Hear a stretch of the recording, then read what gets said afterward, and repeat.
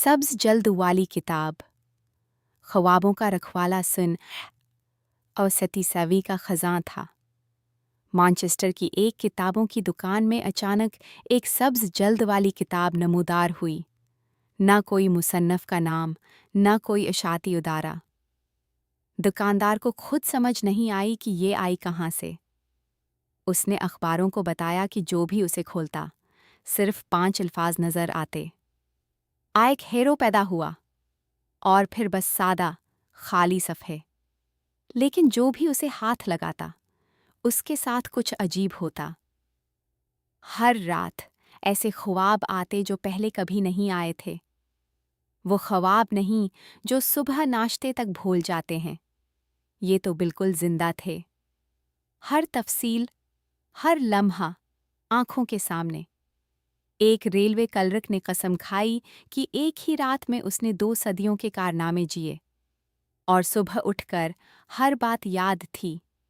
एक इस्तानी ने तलवारों की लड़ाई और जादू के ऐसे ख्वाब देखे कि आंख खुलने पर हर वार हर एहसास बयान कर सकती थी। और सबसे हैरानकिन बात, हर ख्वाब देखने वाले ने एक ही शख्सियत देखी। सब्ज लिबास में एक दाढ़ी वाला बुजुर्ग। वो खुद को रखवाला कहता था और वो हर ख्वाब देखने वाले को ज़ाती तौर पर जानता था।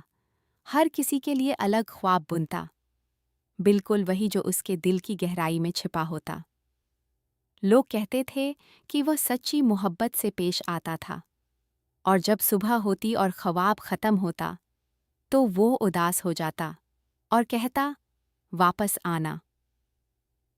फिर तहकीकात शुरू हुई। साइंसदानों ने किताब को बग़ैर किसी इंसानी हाथ के मशीनों से खोला। नतीजा? बिल्कुल खाली सफ़े। कुछ नहीं। बाद में जिन लोगों ने ख्वाब देखे उन्होंने बताया कि रखवाले ने खुद ये राज बताया था। उसे काम करने के लिए इंसानी ज़हन चाहिए, इंसानी तख़य्युल चाहिए। और फिर 1888 के शुरू में वो सब्ज़ किताब गायब हो गई। कोई नहीं जानता कहाँ गई, मगर बरसों तक सरगोशियाँ गर्दिश करती रहें कि वो किताब कहीं ना कहीं मौजूद है, किसी अंधेरे कोने में इंतज़ार कर रही है।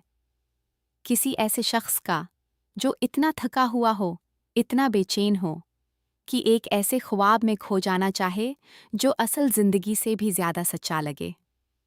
तो बताएं, अगर आपको ऐसी किताब मिले जो एक ही रात में पूरी ज़िंदगी का सफ़र करा दे, तो क्या आप उसे खोलेंगे? और आपके ख़्याल में वो सब्ज़ किताब आखिर गई कहाँ?